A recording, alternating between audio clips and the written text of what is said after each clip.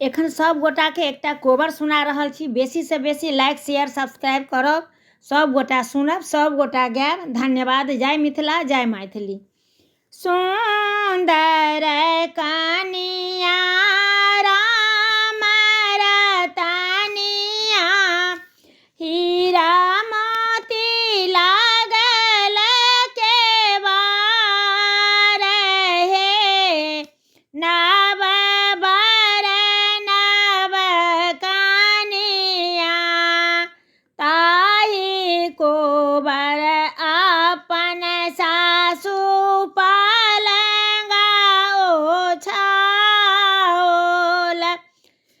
ताहि कोबर अपन सासु पलंगा ओछाओल। सूतथु धिया धी जमाई हे। नव बर नव कनिया, घूरी सूतु फिरी सूतु राजा जी के बेटिया। घूरी सूतु फिरी सूतु ससुर जी के बेटवा। आहूँ देह गरमी बहुत हे। नव बर नव कनिया, एतबा बचन जब सुनलनि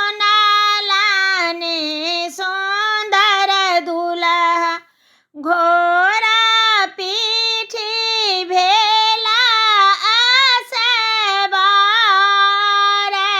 हे।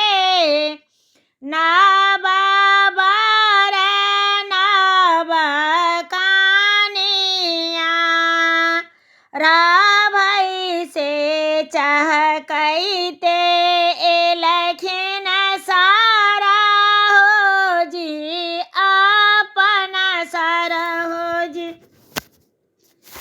धाये लेलन घोड़ा के लगाम हे। नव बर नव कनिया, हँसैते खेलैते जाऊ हमरो ननदोसिया। इहो थिक कोबर करीत हे। नव बर नव कनिया, जुगे जुगे जी